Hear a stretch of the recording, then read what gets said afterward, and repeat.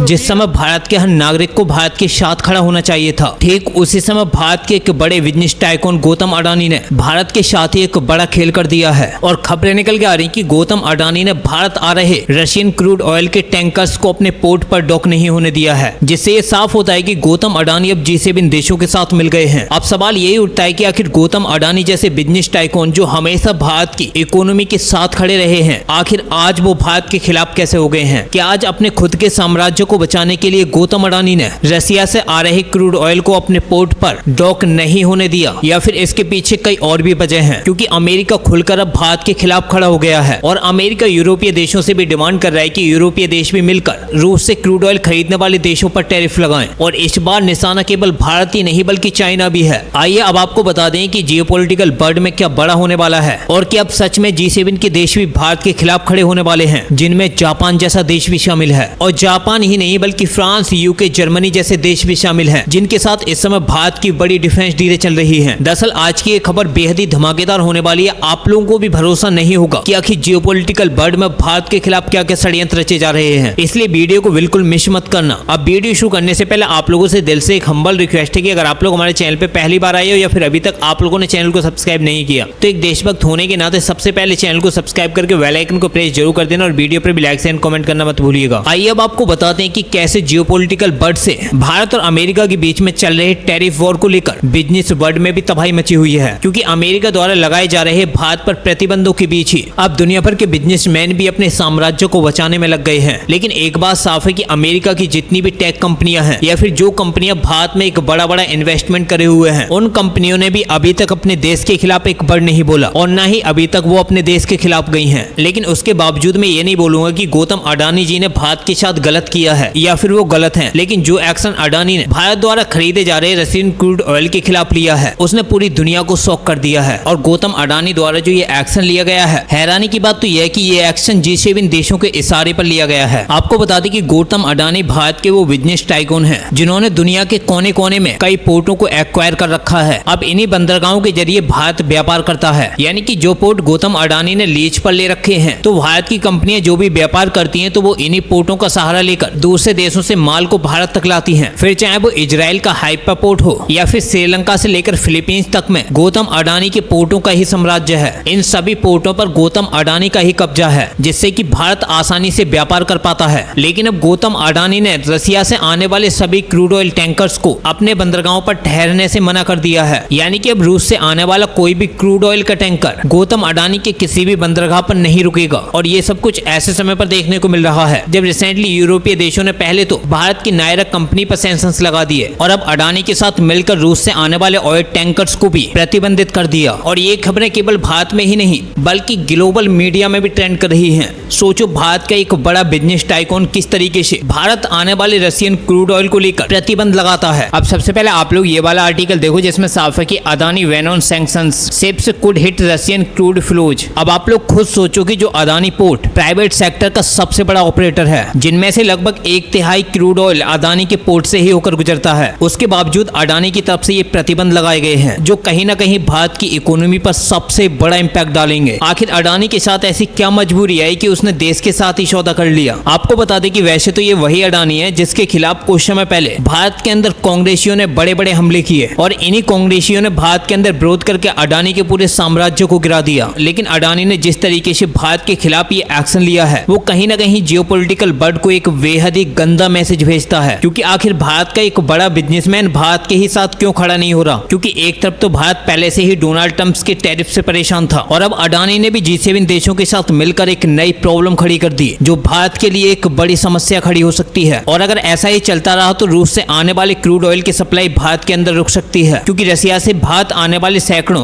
Crude oil के tankers Adani के port पर पहुंच चुके हैं। लेकिन अडानी पोर्ट अथॉरिटी ने अभी तक उन्हें कोई रेस्पॉन्स नहीं दिया। आपको बता दें कि कुछ समय पहले ही G7 और यूरोपियन देशों ने रशियन क्रूड ऑयल की सप्लाई करने वाली ऑयल टैंकर्स कंपनियों को फाइनेंशियल सर्विस देने से मना कर दिया था, जिसके बाद इन सभी कंपनियों ने रशियन क्रूड ऑयल को सप्लाई करने से मना कर दिया। जिसके बाद भारत और रूस ने मिलकर देश की सरकारी ऑयल टैंकर्स कंपनियों को फाइनेंशियल सर्विस प्रोवाइड की थी, जिसके बाद एक बार फिर से दोनों ही देशों के बीच में ऑयल की सप्लाई शुरू हुई थी। और ये उस समय की बात है जब यूरोपियन यूनियन ने भारत की एक बड़ी कंपनी नायरा एनर्जी पर प्रतिबंध लगा दिया था, क्योंकि नायरा भारत की सबसे बड़ी Russian crude crude oil supplier थी, क्योंकि गुजरात के अंदर नायरा एनर्जी की जो रिफाइनरीज थी उसमें रशियन क्रूड ऑयल को ही रिफाइन किया जाता था। यानी कि ये कंपनी पूरी तरीके से रशियन क्रूड ऑयल पर ही डिपेंडेंट है। लेकिन यूरोप के प्रतिबंधों के बाद सबसे बड़ा इंपैक्ट इसी कंपनी पर पड़ा था। हालांकि भारत की और भी सरकारी कंपनियों ने रूस से क्रूड ऑयल खरीदना बंद नहीं किया, फिर चाहे अमेरिका ने 25% टैरिफ ठोके हो या फिर 50%। यहाँ तक कि भारत सरकार ने भी अपनी देश की सभी कंपनियों के लिए खुल का समर्थन दिया कि आप लोग जितना चाहें रूस से तेल खरीदिए। अगर अमेरिका के अंदर भारत के सामान पर टैरिफ लगता है तो हम अमेरिका अपना सामान नहीं बेचेंगे और न ही अमेरिका को अपने सामान की सप्लाई करेंगे, क्योंकि अब हम नए मार्केट्स को कैप्चर करेंगे और वहीं पर अपने सामान को भेजेंगे। अब यहीं पर आपको बता दें कि अडानी पोर्ट भारत के 15 पोर्टों को ऑपरेट करता है, लेकिन उसके बाद भी अडानी पोर्ट ने पूरी तरीके से G7 और अमेरिकी देशों के साथ मिलकर रशियन क्रूड ऑयल टैंकरों को अपने पोर्ट पर नहीं उतरने दिया। अब चाहे तो उसके लिए आप लोग ये खुद आर्टिकल देख सकते हो, जिसमें साफ है कि sanctioned oil tankers near Adani port Laden with Russian crude, यानी कि अब रशियन क्रूड से भरे हुए टैंकर्स अदानी पोर्ट पर पहुंच चुके हैं। लेकिन अदानी पोर्ट की तरफ से अभी तक कोई रेस्पॉन्स नहीं मिला। आपको बता दें कि रशियन क्रूड ऑयल से लदा हुआ एक टैंकर है स्पार्टन, जो अदानी ग्रुप के मुंद्रा पोर्ट पर पहुंचा है, क्योंकि अदानी पोर्ट ने यूरोपियन यूनियन, ब्रिटेन और अमेरिका द्वारा प्रतिबंधित सभी जहाजों पर प्रतिबंध लगा दिया है। और जो अदानी ग्रुप के मुंद्रा पोर्ट पर सुएजमैक्स शिप्स